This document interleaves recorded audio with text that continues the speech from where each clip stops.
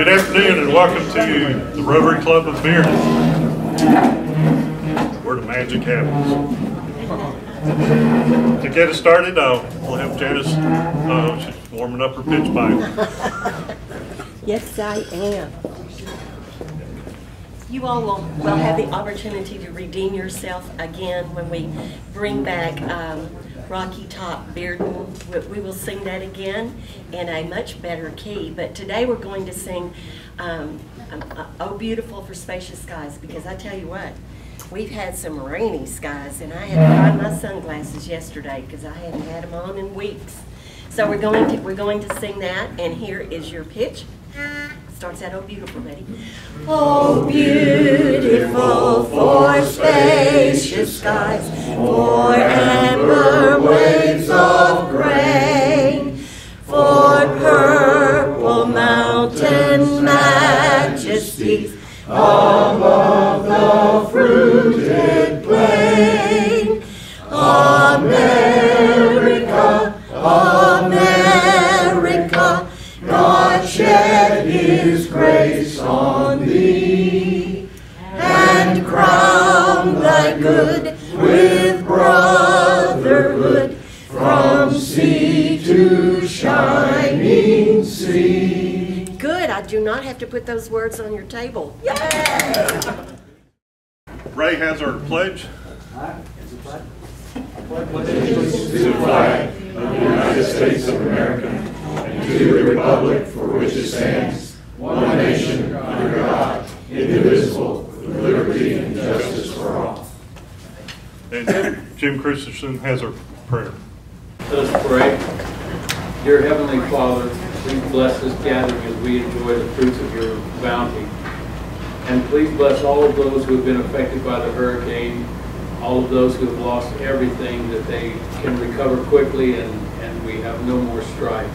Protect all of our military, both at home and abroad, and all of our first responders who are acting for the hurricane relief, but in their everyday jobs to help us to stay safe and comfortable where we are. It is in your name that we pray. Amen. Amen. Thank you. You may be seated. Joe Page, please come forward and introduce our guest. Keep it clean. Janice, welcome back. The songs we missed last week, and it was not good without you. We appreciate the pitch whistle, even though it doesn't help me at all. It's bad. Anyway, so first guest, Joe Keithley. If you want to introduce Larry. Met him there, and I'll let Larry tell you more about himself. Stand up. Thank you for a very good lunch already. My name's Larry Bushkell, and I was born and raised in Indiana. I'm a medical doctor, a dermatologist here since 1981, so pretty soon I'll be considered a local. I live out west in Montgomery Cove, and one of the things, other than being the son of Jesus Christ, I'm most proud of is my wife Jenny, and that's about it. I've got two boys that are already raised, and I'm proud to be a Tennessee Vols. Can we see your socks? The musical socks. I know. Look at these musical socks. Our next guest is Bob Gutzel. Would you mind standing up and introduce yourself? Hi, fellow Rotarians from the Rotary Club of Peninsula Starlight in San Carlos, California, San Francisco area. My name is Bob Gutzel, retired appliance repair, and currently sitting assistant governor in District 5150. Here visiting my daughter and son-in-law that have lived here. She came out to get a master's degree and never left. And, so they reside here, and I'm here visiting. So, well, thank you. Sorry. I had to do it. Sorry. Debbie, thanks for coming. As always, we've heard you speak a couple times or introduce yourself, so if you'd like to stand up and say something, great. If not, you're good? She's still married to him. Yeah. Thank you for doing the Lord's work. Larry May, I don't know where you're at. If you want to introduce, oh, there you are, Larry. If you want to introduce Tom. He's in today and said, I'm your guest, by the way. So, Tom was one of the North Knoxville Rotary. Well, as soon as Patty does the paperwork, I'm a member. So. Appreciate everybody. I just want to remind you the amount of guests that have come in since I've taken this chair. It's been a lot. Thank you, Joe. We have a lot of things to go through this morning before we get to our speakers. So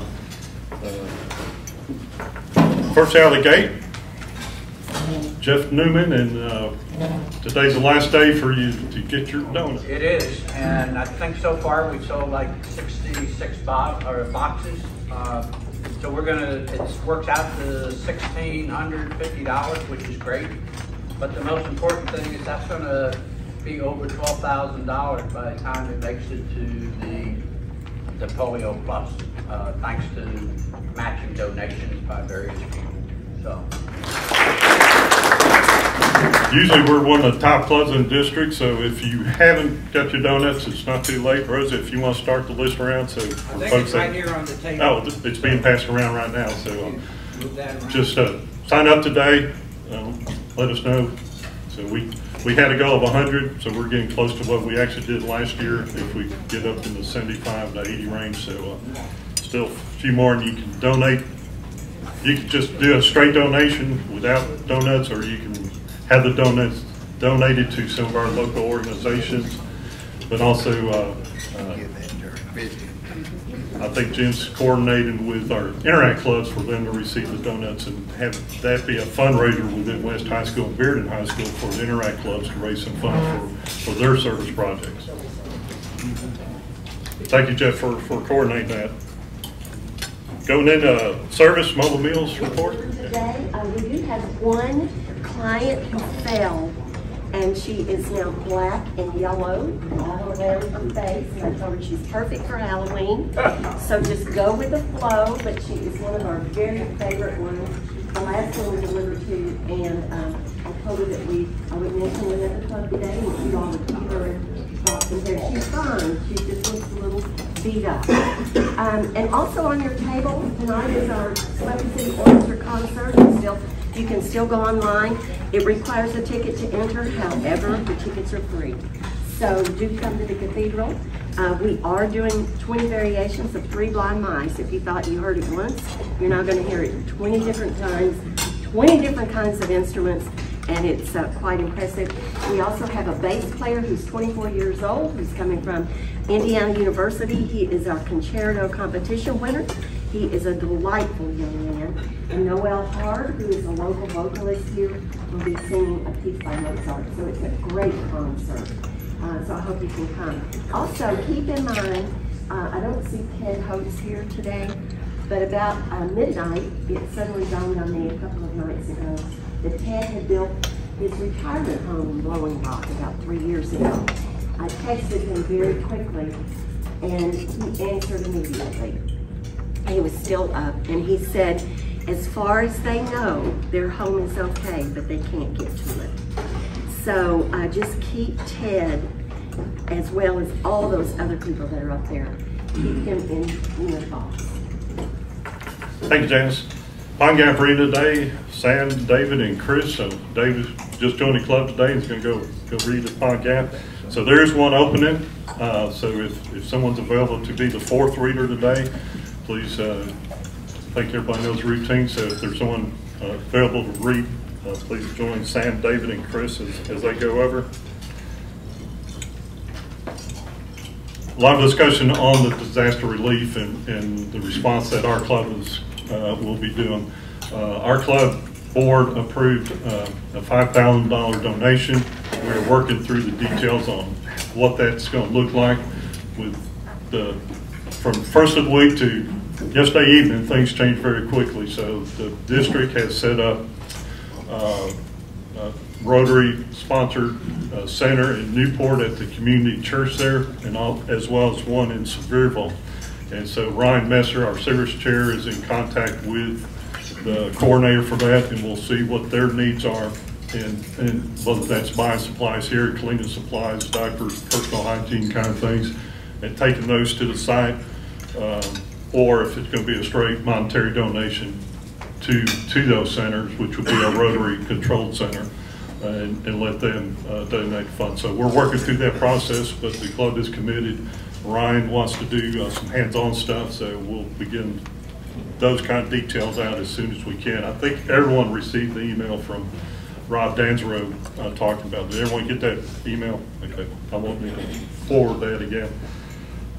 Any questions on that? Any input that anybody wants to make?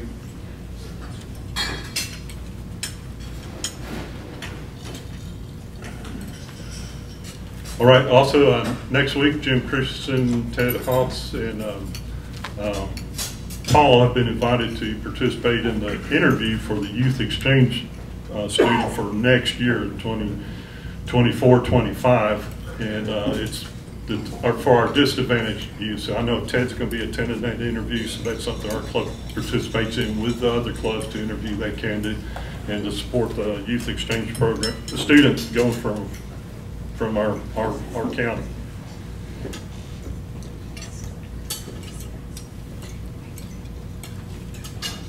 A couple service announcements. Janice already kicked off one, but our members in our club are involved in a lot of organizations, and those organizations, a lot of them are supported by our club. So there are two events on your table that you may be interested in attending. One, Tony Powers and the Dream Connection mentioned it last time they were here during the summer. Tony, you want to say anything real quick on that event? Just the fact that it's coming up on October 24th, the flyers are on the table. You can scan the QR code to buy tickets to come. Of course, Tony Hello's going to be there. Yeah, and me. Tony P and Tony V is going to be there. All right, thank you. All right, thank you, Tony. And April McMillan, one of our newest members, has a Women of Achievement event for the Boy Scouts of America. So a lot of times when you think of Boy Scouts of America and recognize the male leadership, this is the second or third year that they've done that. So April, any additional information on that? It is a 2-page. You can see on the back we are honoring as our community honoree Ann Furrow. Some of you may know Ann. She's been around a while here in Knoxville. Our scouting volunteer honoree is Linda Goff. She's out of Oak Ridge, so some of you may not know her. And then our young adult is Corinne Cheney, who's a current medical student at LMU in her 3rd year, so she's almost done. So I'm sure she'll be glad about that. So it is just an opportunity for us to make sure that folks know that the Boy Scouts of America serves everybody, not just young men. So we appreciate if you can come and help us celebrate these 3 amazing women in our community. Thank you, April. Jim Burns has already got the UT ball boards out for the next 2 weeks, and the winners will receive tickets, 2 tickets. Yeah, these next 2 weeks are kind of big because this Saturday Arkansas game, you win tickets to Alabama game, and then the next week, I'm going to be gone next week, so I went ahead and sent the Florida game as well. And those are tickets to the Kentucky game. So tickets for the next two weeks. Also, one of our members, Monday, Hilton Hill Show at 5 o'clock during the 5 o'clock hour will be having a program on Rotary talking about polio, and they've invited a member from each of the Knox Rotary clubs to be there to talk about what our clubs do in the community as well as how we support polio. So Martin and I will be there. Martin will be the spokesperson. I'll be sitting in the background watching, but tune in at 5 o'clock Monday, Hilton Hill Show. And as you're coming in, Rotary Foundation, the District Rotary Foundation dinner will be here in Knoxville on November the 15th. Our club right now has a table of 8, but any member can come and participate. Our board approved paying the first $25 out of the $100 dinner fee for that evening. It would be a Cherokee Country Club, big event. So if you're interested in what the Rotary Foundation is doing locally, but as well as international, this would be a great opportunity to hear the Rotary International, let's get his title. You remember his title? Eric Schmidlin, General Manager and Chief Philanthropy Officer of the Rotary Foundation, will be our guest speaker. So it'll be a big night. There's a sign-up with Rosa back here, so if you're interested, put your name down, and we'll get you a seat for that evening. And one last thing, we want to present our guest from California with one of our club banners. Thank you. I'm sorry I don't have a flag, but that's very nice. I appreciate it.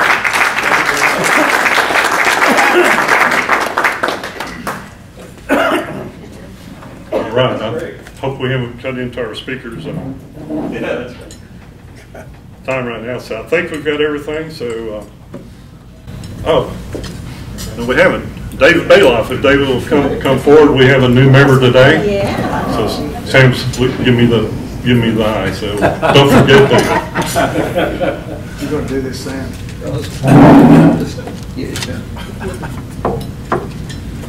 So David is not new to Rotary. He was a member of the Campbell County Rotary and Big Campbell County Rotary. And I'm going to ask Sam to put your new pin on you. It may not be different than what you have, but you may have that stored away somewhere. It's really ironic. It's coming from him. You always knew you were special. Whatever. Don't watch Judy. We don't have to kiss, do we? I hope not. Okay. And you're pushing right there, too. That's unusual. Say how much my dad loved you guys, because I used to come to a lot of meetings when I was when I'd come into town. He always said, "You want to go to Rotary?" And his biggest problem at the end, he just couldn't hear well, and he thought so much of all you folks in here. I don't want to mention names because I'm sure I'll leave somebody out, but when he was 98, right, Judy? When he was 98. He said, "Why don't you move back? I'm doing pretty good." So Judy and I moved back and lived with him. And that expression, what is it? Fish and company stink after 3 days. It didn't happen with him. We just had a hell of a good time. And I'm so glad to be back here. And Judy, and I think she spoke to the group a few weeks ago. I'm really blessed. I had a great career in D.C. We were up there for about 20 years. And I worked for Congressman Duncan. I owe him my entire career. And a couple things that we did up there, we changed the rules on unruly passengers. If you interfere with a flight on an aircraft, it makes the crime much more severe. I was able to collect $10 million from the Egyptian government after there was an aircraft that crashed years ago off the coast of Nantucket, and the Muslim pilot committed suicide. And so you know what a spendthrift Congressman Duncan was. So he goes, "If you can collect this money, do it." So we got $10 million back from the Egyptians back to the National Transportation Safety Board to go into the budget. Another thing we did was we put defibrillators on aircraft. So I'm very, very, very blessed. I had a great career, and it's good to be back in Knoxville. And Judy wanted me to mention that she's written books, which you all heard about when she spoke, but she hooked up with Halloran Hill, and she's going to be on Halloran Hill. It's in November, to talk about the things that she's passionate about. But anyway, it's really glad to be here, and I know most of you guys anyway. And are you the one that was responsible when my dad did the video and he sat up over there in the chair? I think Ashley set that program up when we interviewed Sam. But that was really good. I went back and looked at it, and it was, he really enjoyed sitting over there just telling stories. Well, we love him. And it's been really great for me to go back and look at that. And for me, that's a priceless piece of tape. Yeah. So anyway, thank you. They also say there's a dedicated member. He's already made up at the Loudon Club just this last Tuesday. Of course, that has a lot to do with Judy being the speaker. Yeah. Thanks a lot. Appreciate it. Thank you, David, and welcome. You done? We are done. Okay. Okay. Now we'll bring Rosa out to introduce our speaker for today.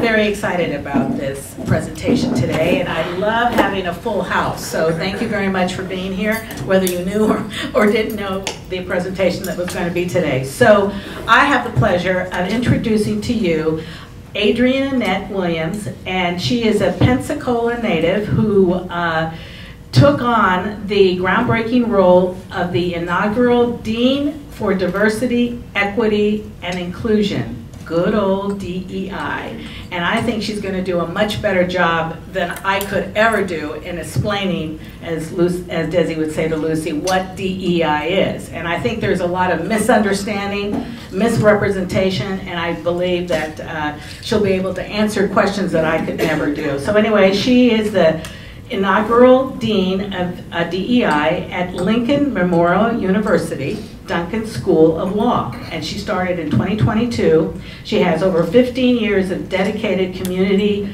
commitment to higher education, law, and diversity initiatives. Before joining LMU Law, Dean Williams excelled as the owner of her own successful law firm. She specialized in estate planning. Good thing, David, she ain't doing it anymore. And dependency and education law. Her expertise won her the prestigious 2021 Extracurricular Educational Activities Award. From 2018 to 2019, Dean Williams, Jesus girl, are you 100 years old? Have you done so much? Served as the Assistant Director of Professionalism at the Florida Bar, focusing on key areas like professionalism, diversity, bias, and mental health awareness in legal practice. Dean Williams' academic journey includes a degree from the University of West Florida and a JD from the Western Michigan University Thomas M. Cooley Law School. During her time at Cooley Law School, she engaged in student leadership, serving as the Student Bar Association Hughes Class Senator, presiding over the Black Student Units Association, and participating in transformative summer study abroad program at the University of Oxford in England. You lucky dog, you. Beyond her legal career, Dean Williams is deeply committed to social justice and community engagement. She has held significant roles such as chair of the American Bar Association's YLD Social Justice Committee, Florida Executive Committee, member of the NAACP Tallahassee, and co-founding member of the George Floyd Memorial Foundation's Board of Directors. Outside of this, if the girl has time, she finds joy in spending quality time with her family, exploring new travel destinations, tending gardens, and pursuing her goal of obtaining a private pilot's license. Go figure. She is also an active member of Alpha Kappa Alpha Sorority Incorporated since 2011, when she joined the Pensacola graduate chapter of Delta Iota Omega. So please give her a generous welcome to So, I know you told a lot about what I've done, but that's not who I am. I'm a daughter, I'm a sister, and I'm a mother. My son, I'm just so proud of him. He just started at UT in their daycare. He's 11 months old. And so that has been like the pride of my life for the last year. After doing all these things, God blessed me to be a mom and have a family. And so it's been awesome. As you heard, I'm a Florida girl through and through. I just moved to Knoxville in 2022 for this position. As you can imagine, the diversity of Tampa, Florida is a little different, you know, than Knoxville, Tennessee. But one of the things, and I don't shy away from my religion, I prayed to God and I said, God, I know it's time for a change. I was in Tampa, Florida. Nobody wants to move, right? Beautiful place, love my job. Was doing very well, had a great contract with the state of Florida, so you know that was good. But I knew it was time for a change, and I was like, okay, wherever you send me, God, I'll go. Like, I'll go, right? I get a call, hey, we're considering this new position at LMU. I'm like, let me look up this school. I've never heard of it before. In Knoxville, Tennessee. And I'm like, God, do you mean Nashville? No, my dear, Knoxville. But what I can say is where God leads you, He's required to provide for you. And this has been an awesome opportunity for me to be here and really just excel in every step along the way. It's been confirmation that I'm in the right place at the right time. A lot of times early in my career, I know she's done a lot, and yes, I did start very young. I graduated college very young, that sort of thing. I taught in college at, I think I was a college professor at like 23, so yeah, that was a challenge as well. I used to question myself a lot because other people will question you, right? Now, I know what I know. I did what I did. I studied what I studied. But when you're in certain positions, people will make you question yourself. So when I took this job, and even before this job, after the Florida bar, which you can imagine was challenging, I just promised God wherever I went, I wouldn't waste a moment questioning whether I was supposed to be there or what I was supposed to do there. I would just do the work that's in me to do. So everything you heard about me and everything you know about me is that I come from 2 hardworking parents. Yes, my parents are married, but my dad is my favorite and everybody knows it. Even when he's not home, my mama answers the phone. She said, I'll let you know when your dad gets home. They have really poured into me. They have made sure that I have, become the person I am today. And it's awesome, but it's sad because I am not the beneficiary of any of their money or anything anymore with this son who gets everything now. So, yeah, I passed the torch on. With that being said, I want to go ahead and talk about and share my reflections on diversity, equity, and inclusion, which we know is just such a polarizing topic. Now, you heard my background. Like, yeah, I did the George Floyd case. So, that's like throwing you out in front of the whole world, right? I worked on the foundation. And it's like, okay, I wanted to do something that's a little bit, less controversial, right? Who would have known that DEI would become this controversial topic? But here we are, made for a time such as this. Just so you know, diversity, equity, and inclusion was the beginning of my career. At the University of West Florida, I worked as a front desk operator for the Office of International Studies and Diversity. So it's been around as long as we can think about it. And so I want to talk about today what DEI really means, and it doesn't mean didn't earn it, okay? As you heard, we earned it, I earned it, okay? That's not what it means, but there are so many misconceptions associated with it, and I also want to leave time today for us to actually have a discussion about what it means, okay? Let's see. Maybe I should let's see. Okay, there you go. So we'll talk about what DEI truly means, common misconceptions, and why it matters just not for me, but for all of us. So let's just talk about defining DEI. It's more than diversity. When we talk about that, it's more than race and gender, right? And yes, it's true that in the U.S., racism and sexism deeply impact our opportunities and representation. And a lot of these issues are still unresolved, especially where I am in higher education and upper ranks of any sort of, you talk about the field of law, field of medicine, anything that requires more education, you're going to see less diversity. But true diversity is far more encompassing than any of that. The concept is intersectionality, and this was introduced in 1989, and this just highlights how our identities, such as race, ethnicity, gender, age, ability, sexual orientation, even socioeconomic background intersect. And these intersections create unique experiences, advantages, or barriers that vary across religions, cultures, and any type of context. I'll give you an example. So you would think that my job at LMU with DEI is more about race. That is one of the things that the ABA wants us, that's the American Bar Association who regulates us, requires us to answer for our diversity when we bring students in, how we recruit them, and not just that, how we retain them, right? But that's not all. My job also includes, I've expanded to first generation law school students because they have the same disadvantages of someone from a minority background. So we don't think about those type of things, right? And then I also open my program to anyone who wants to opt into it. So if you have any sort of hidden, diversity thing that you want to bring to the table, or you just want to be a part of the organization, you're welcome. And that's where we have to start. All of my bosses, I mean, you heard my background, I'm a Democrat, I don't, it doesn't matter. But my last boss was a hardcore Republican. She was Rick Scott's niece, and I was her favorite attorney. And I tell you that for a reason, because certain things do not matter as much as we make them matter when we respect one another in ways that we should respect one another. My colleague at LMU, my boss calls us freaking frat. He's another dean. He is from Mobile, Alabama, and we could not look any different in this world. Okay, he's an older white guy. He lets me know his political beliefs every day, and we joke about it.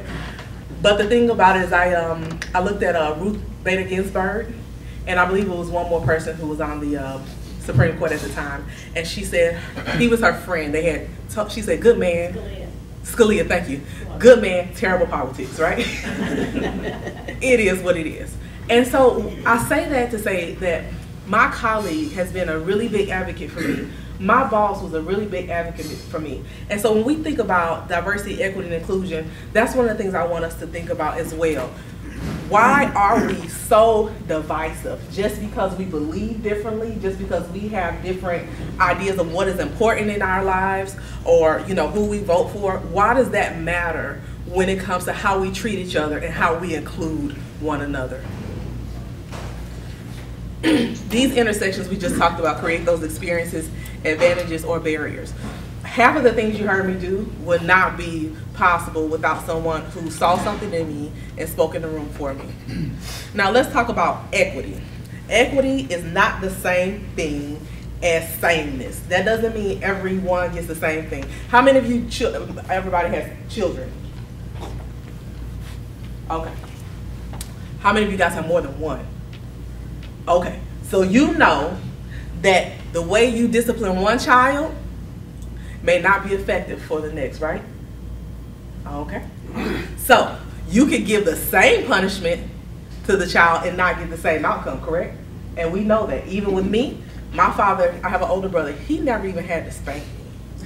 My oldest brother, he will break down the peach tree outside and it still wouldn't make a difference. So you have totally different ways. That doesn't mean sameness. It actually just means providing fair opportunities based on the unique starting points, just like I talked about with our first generation students. Unlike my son, who I pray will go to law school one day, right? They don't have a parent. We don't have a parent or mom or uncle or dad who was a judge who we can talk to about equitable remedies or property or rate ipsilon quid or something in the law, right? You don't even know what those terms mean, right? And then there are people who have talked about these things over dinner their whole life, and they walk into law school with this knowledge. So sameness is not equity. Equity is giving everyone what they need to be on a level playing field. It's about identifying gaps within our organizations and providing resources to create a level playing field for all.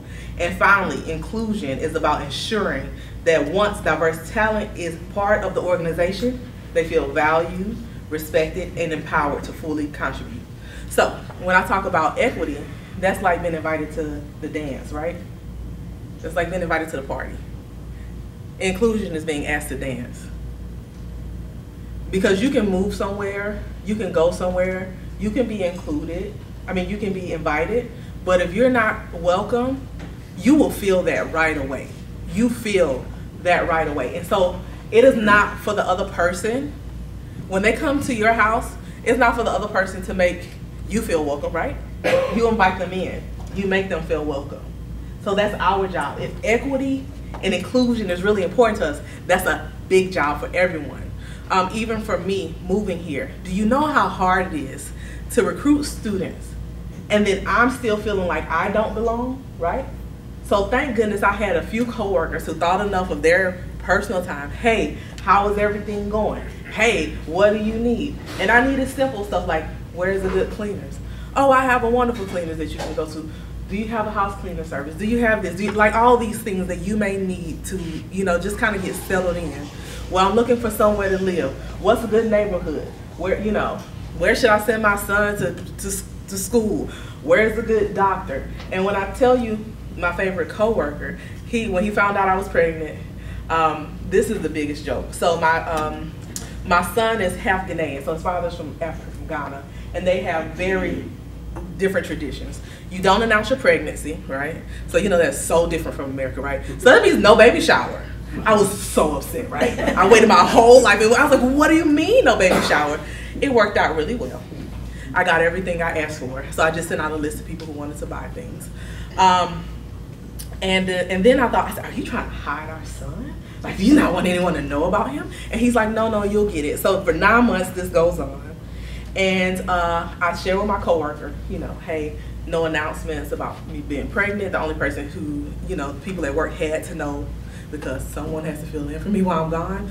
But there were no big announcements about it. When my son was born, I called my colleague and I sent an email to my boss, like, he's here. And so this particular coworker comes to the hospital and he comes to the floor. He brings balloons, a teddy bear, and he brings like my favorite like French pastries, like I mean a whole box of them. And so he walks in and he says, no worries. I told everyone family only, so no one else is gonna bother us, right? So he's part of the family. He's like, I told everyone, nobody can come up here but your family. Thank you, sir. Thank you for delivering that message. But that is what it really feels like. And that's my personal experience of feeling like I am part of this community, feeling like I am included. Do you know how much better it is for me to go to work every day, knowing that I have people who genuinely care about me, who genuinely have my back? It makes you want to go out of your way and perform, you know, top notch for these people. So think about that when we talk about including and really, really taking that into consideration. So let's talk about some myths. Myth 1, DEI is exclusively for minority groups. We just talked about that a little bit. One of the first myths around DEI is that it exclusively benefits underrepresented or minority groups. It is true that these initiatives help level the playing field for historically disadvantaged. Research shows that diverse workplaces benefit everyone. My colleague got a new best friend and he's very happy about it, okay? Diversity fosters innovation, improves decision making, and enhances understanding within the teams. Everyone wins when those different perspectives are brought in and they solve problems and drive growth. Straight white men, as well as those from other majority groups, play a vital role in this, right? This is a vital role in advancing DEI efforts and can serve as powerful allies, advocates, and champions that cause that change. So I always say we all have some sort of privilege that we have, and it's not something to feel bad about, right? We all have some sort of advantage that we've been given in life. So what you do with that privilege is what really matters. When you can speak up for someone who's deserving of that opportunity, and like, have you considered so-and-so for this opportunity? Have you thought about this person for this opportunity? That is how you can use your position, right, to advocate and to really make individuals feel included. And who said they were related to Duncan or work for Duncan? I'll give you an example. His son just got remarried. Which one? Is it? Same. His son just got remarried, right? Or John. John just got remarried. I was pregnant. I wasn't pregnant when I moved here, but when I was pregnant, I reached out to him. And I was like, hey, I just want to introduce myself. Your name is on the schools. I feel like I should say hello to you, right? And he was like, it's so nice to meet you. Have you found the church yet? And I said, no, but I'm a Southern girl, so I go to church like every Sunday if I can.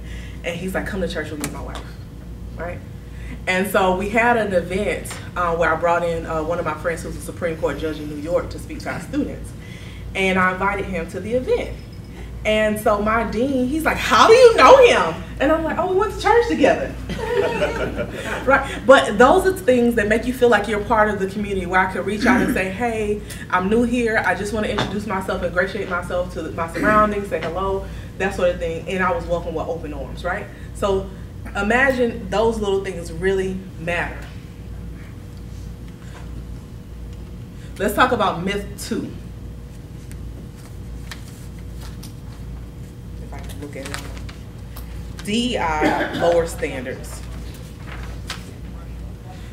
Just remember this, the commitment to DEI does not replace the merit. You still have to be qualified, right? We're not hiring anybody who's not qualified. We're not letting anybody in our law school who's not qualified. We're not lowering our credentials for anybody who's not qualified. How do I know? Because I'm one of the deans. And I look at it and I said, we're not making any any concessions on that, because when it comes down to it, our bar passage rate, when we release these individuals into the community, how they perform, and I'm not just talking about DEI efforts.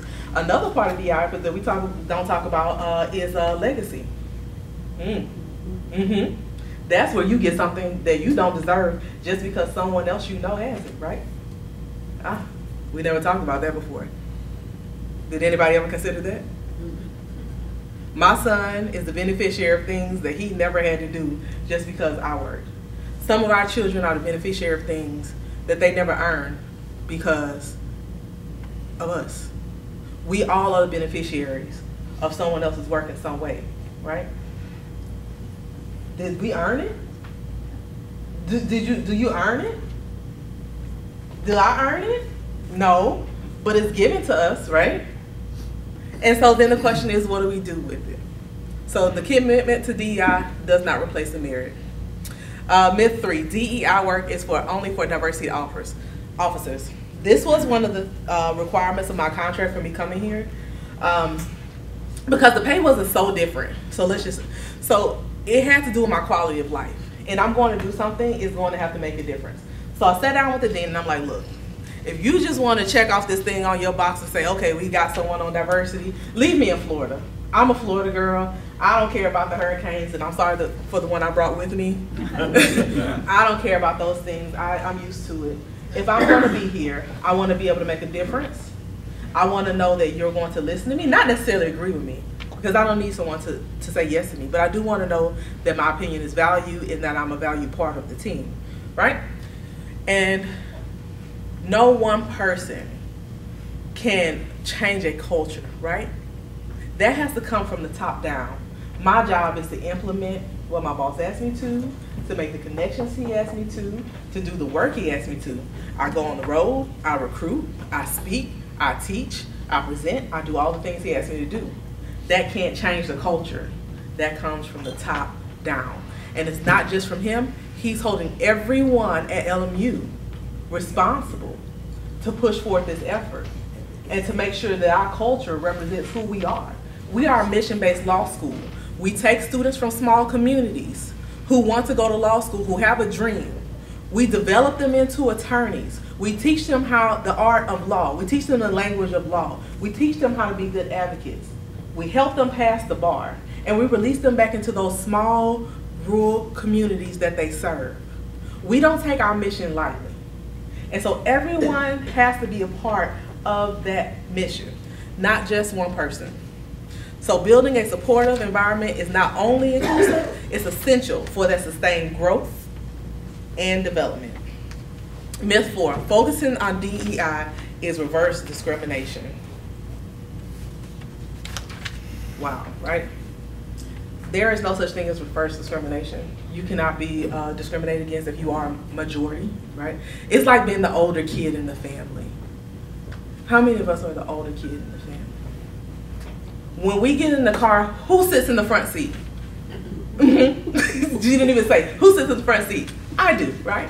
Why do you get to sit in the front seat? Because I'm the oldest. Did you earn that right? Well, my parents apparently thought I did. Right. But that's one of the things that we talk about, right?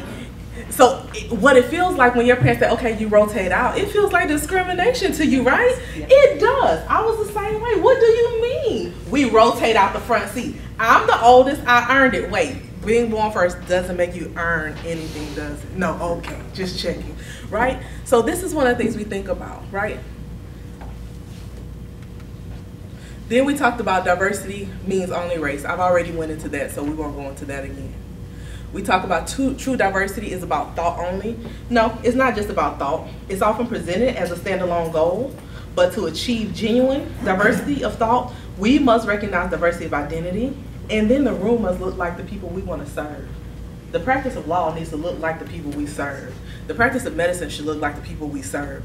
Every organization that is serving the community should look like and reflect that community. Because when someone walks in the court, right, and one of the judges may look like them, or one of the bailiffs may look like them, or one of the clerks may look like them, or an attorney, it represents to them like, okay, I see myself in this process, right?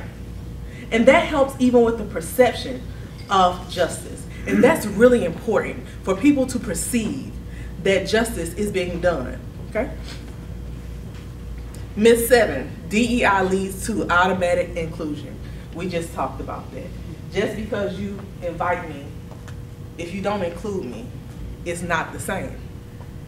DEI does not lead to automatic inclusion. It is work, and it continues to be work because we are dealing with people. We're dealing with ourselves. We have bias, right? We all have bias. I have bias against short people. I feel like they're very feisty for no reason. But we have to be aware of our bias, right? And we have to work through those things, right?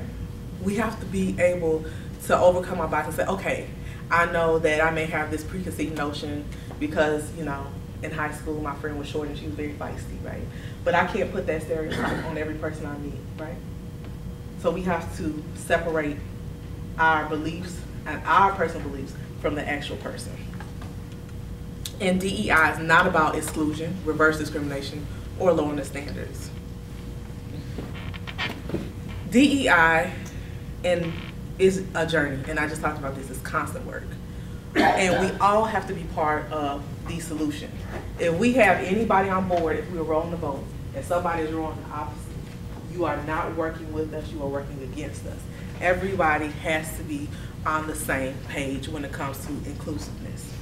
I always say the biggest case for inclusiveness is this.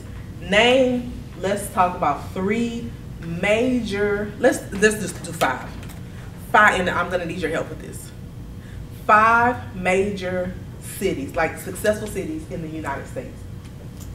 Somebody just throw out some. Nashville, okay? New York. New York, Atlanta. Chicago. LA. These are some of the most successful cities we have in the U.S., right? Name the most diverse cities in the U.S. Houston. New York. LA. Atlanta. Do you see where this is going? Where you have diversity, you're going to have economic empowerment. When we come together and when we choose our best and brightest, no matter what they look like, where they're from, or what they believe, oh man. The case for diversity, I'm a business major. It's in the numbers. You name the most diverse places in America, we're gonna talk about the most successful places in America.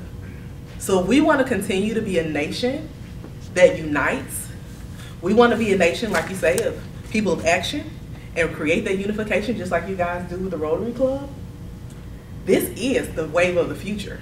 It is not a political agenda for us to put up or sit down. It is literally something that we have to consider if we want to continue being the best and doing the best. We cannot exclude people. First of all, we're wasting our effort. That can be effort that can be used to build, right? And I'm all about building and doing the work. And anything that's contrary to that is a distraction and a waste of our time.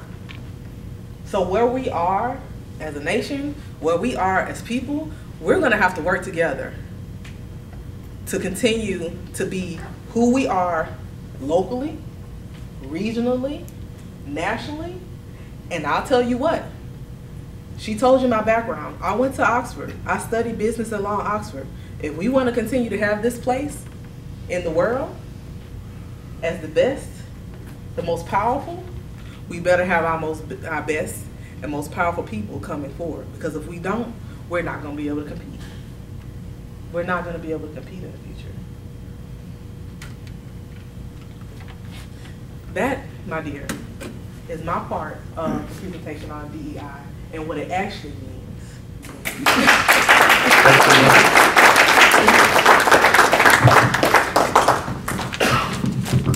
Thanks so much for this Sorry about that. important topic. Stay right here for just a minute. You heard us talk about reading at Pine Gap, and we donate a book to Pine Gap Elementary School in honor of you being here today, and like for you to sign the front of this. Today's book is Sisters, and we also have a token of our appreciation for you to take back to your office for you. Thank you. So, thanks so much. Thank you guys so much. I love having the hard conversations because in order for us to move forward, we have to have them. So I want to let you know I'm a lawyer. First of all, I'm a trial lawyer. I'm never offended. So if you have something you want to ask me, I love having conversation. Thank you guys. Thank you. And awesome. All right, well, I thank our guests for being here today. Judy, it's good to see you again. Debbie, as always. Come even if Steve's not here, you're always welcome. So, Bob and Tom, thanks so much, and Mary, thanks so much for being here today. Who has Smokey? Michael, would you like to do a 4-way test for us?